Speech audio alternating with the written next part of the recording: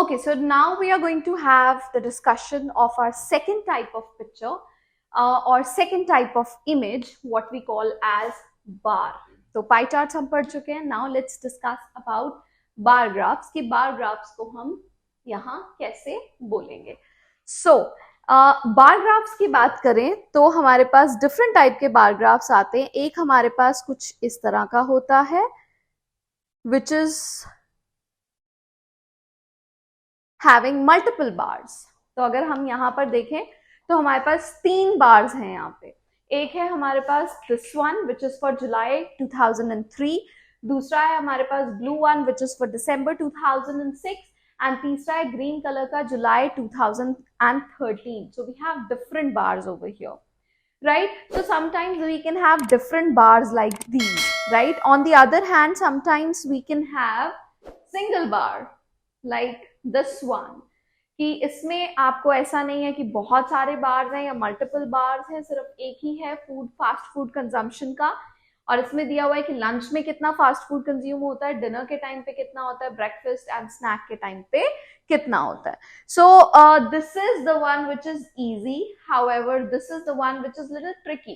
करने का तरीका पता है या आपको ये पता है कि कितना बोलना है, क्या बोलना है, then it is very easy in both of the questions. Otherwise you might get stuck sometimes. तो कैसे बोलेंगे इसको? अगेन फॉर्मेट हम ऑलरेडी डिस्कस कर चुके हैं, टेम्पलेट डिस्कस कर चुके हैं, वो सेम रहेगा इंट्रोडक्शन के लिए. यहाँ पे क्या है टेम्पलेट? The dash. डैश में क्या आ जाएगा? बार. द बार ग्राफ और the bar chart gives detailed information about question fast food consumption by meals. ठीक है. उसके बाद हम बोलेंगे it can clearly be seen that, और सबसे हाईएस्ट वाला बोलेंगे सबसे पहले. ठीक है. तो जो हाईएस्ट है यहाँ पे, कौन सा हाईएस्ट है? लंच, वो सबसे ज्यादा है. तो पहले वो, फिर फॉलोड बाय करके, सेम वही मेथड, फॉलोड बाय करके उससे कम, फिर उससे कम, और फिर सबसे कम फाइनली. ठीक है. तो वही प्रोसेस रहेगा, कोई खास लाइंस या सेंटेंसेस बनाने की हमें जरूरत नहीं है. तो कैसे बोलेंगे? The bar graph gives detailed information about fast food consumption by meal. It can clearly be seen that firstly, the maximum fast food is consumed during the lunch time, that is 43.7%, followed by dinner 42%, breakfast 22.7%, and finally snack which is 22.6% only. Overall, the bar graph is quite informative. That's it, how you have to speak the single bar graph. Single bar graph means जहां सिर्फ एक single bar में ही information दी हुई है.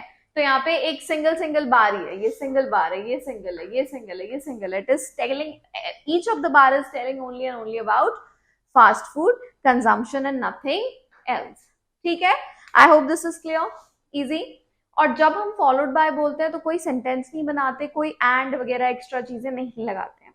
सो हम simply बोलेंगे कि followed by dinner 42%, breakfast 22.7%, and finally the minimum is snack which is only 22.6%. ठीक है. क्लियर. तो फॉलोड बाय बोल के वो वर्ड और परसेंटेज, वर्ड एंड नंबर. ठीक है. That's Now coming to the next one which is having multiple bars. तो यहाँ पे bars जो हैं वो 3 different years के 3 different colors में bars given है. तो इस टाइप के क्वेश्चन में क्या करेंगे? फिर वही चीज करेंगे कि हम सबसे पहले एक एक कलर को लेके चलेंगे.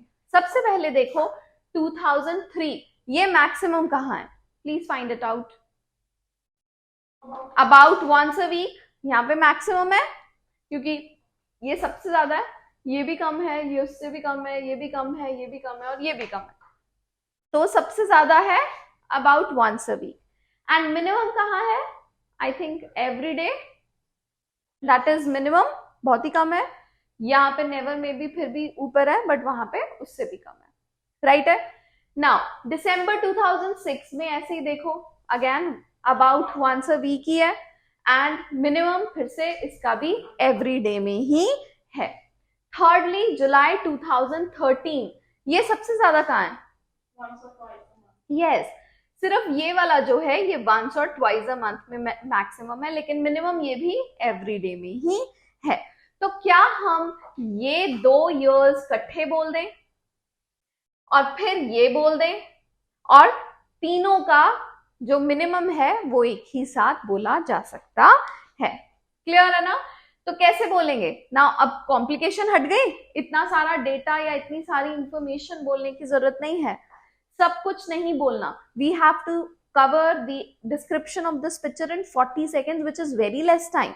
So that means we can just speak the most important parts. तो जो मैक्सिमम है एंड मिनिमम है बस उसी को कवर करेंगे।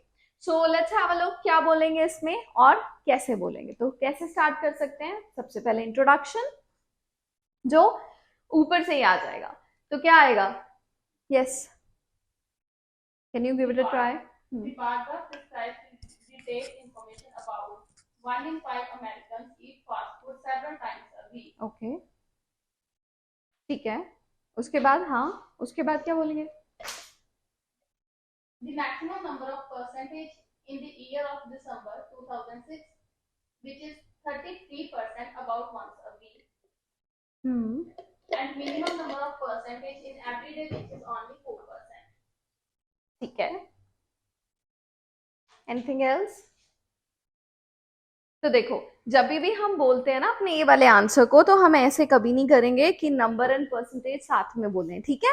आपने यहाँ नंबर एंड परसेंटेज साथ में बोल दिया ना, तो कभी भी नंबर एंड परसेंटेज साथ नहीं बोलते। नंबर अलग होते हैं, परसेंटेज अलग होती है ना? आपने बोला कि it gives the information about the number of the percentage, ऐसे करके कुछ बोला था। So no, that is not the right answer और नॉट द राइट वे। तो कैसे बोलेंगे? Now let's have a sample of this. हम बोलेंगे the bar graph gives detailed information about 1 in 5 Americans who eat fast food several times a week. The frequency of dining at fast food restaurants among Americans has been given या has been mentioned. तो कुछ भी बोल रहा है ऐसे, ठीक है? तो ये हो गया इंट्रोडक्शन। फिर उसके बाद हम बोलेंगे firstly it can clearly be seen that in July 2003 and December 2006 the maximum percentage was about once a week. On the other hand, for July 2013 the maximum percentage was of once or twice a month.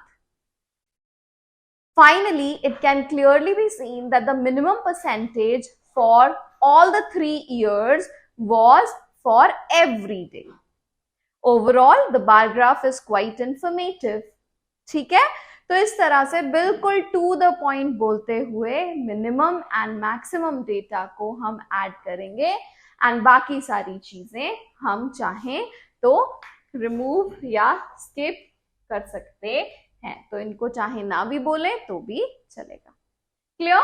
So this is the way how you speak the bar graphs. एक और करके दिखाती हूँ finally, so that you get to know the exact idea.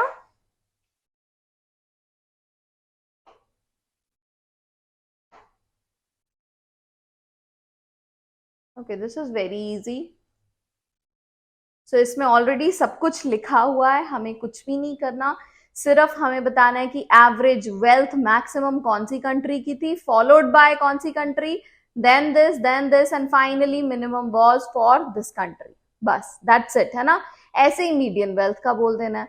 अब कई बार students पूछते हैं ma'am we have confusion in the numbers कि इसको कैसे बोलें, इसको बोलें 6,73,960 या हम जस्ट नंबर बोल सकते हैं। तो I would say if you have confusion, if you can speak them in the numeric form, for example 6,73,960 आप ऐसे बोल दो। नहीं बोल सकते या कोई कंफ्यूजन लग रहा है तो फिर आप इसको सिंपली ऐसे भी बोल सकते हैं $673,960, ठीक है? ऐसे भी बोल सकते हो। ऑल राइट, तो दिस इज क्वाइट इजी, इसमें कुछ नहीं करना, फॉलोड बाय वाला वर्ड यूज करके next next next next and finally सबसे एंड वाला बोल देना, दैट्स इट। तो कैसे बोलेंगे? So the bar graph gives detailed information about which countries are really the richest in the average wealth, the maximum money or the maximum economy या the biggest economy, है ना, तो जैसा लिखा है आप वैसा बोल सकते हो, ठीक है। सो एवरेज वेल्थ, या हम ऐसे स्टार्ट करें और इजी कर देती हूँ, आप ऐसे स्टार्ट करो कि Switzerland had the maximum average wealth of $6,73960, followed by United States, Hong Kong, Australia, and the minimum wealth was of Netherlands. तो एक का नंबर बोल दिया, बाकी का बोलने की जरूरत नहीं है. On the other hand, the maximum median wealth was of Australia, followed by Belgium, Hong Kong, New Zealand, and the minimum median wealth was of Denmark, that was $165,620. Overall, the bar graph is quite informative. ठीक है, तो this is the way how you are going to speak your answer. आगे बढ़ते हैं to one last question, and here we have. तो कई बार कुछ data जो है वो आपको लेफ्ट साइड एंड कुछ जो है वो राइट साइड पे आ सकता है, जैसे कि इस पिक्चर में है. The dark color which is on the left side is for the males and the light color, light blue color is on the right side which is for the females. अगर हम देखें तो यहाँ पर different age groups में कितने females और कितनी मेल्स का परसेंटेज था वो दिया गया है. So if we see carefully, then जो percentage of males and females था वो maximum था कितना, कौन सी एज ग्रुप में maximum था 25 to 34 के एज ग्रुप में, which was 16.2% for males and 16.5% for females, while the minimum percentage of males was in the age group of 85 plus या 85 and over, which was 0.7%, and for females it was 1.1%. Overall, the picture is quite informative. ठीक है, so this is the way how you are going to describe your bar graphs. So I hope this is quite clear now कि हम बार graphs को कैसे बोलते हैं. बोलने का तरीका एक्चुअली में somehow सारे ग्राफ्स को सेम ही है. It is only that how quickly basically you can take the idea from the picture and understand what the picture is telling you about. जब ये समझ आ गया कि पिक्चर क्या बता रही है तो उसको स्टेप बाय स्टेप बोलना is going to be really easy. So practice it hard, and if you still have some queries, then you can ask me you can drop your questions and queries in the comments, and I'll be more than happy to reply you back. So that is all for bar graph. Now let's go on to the next type.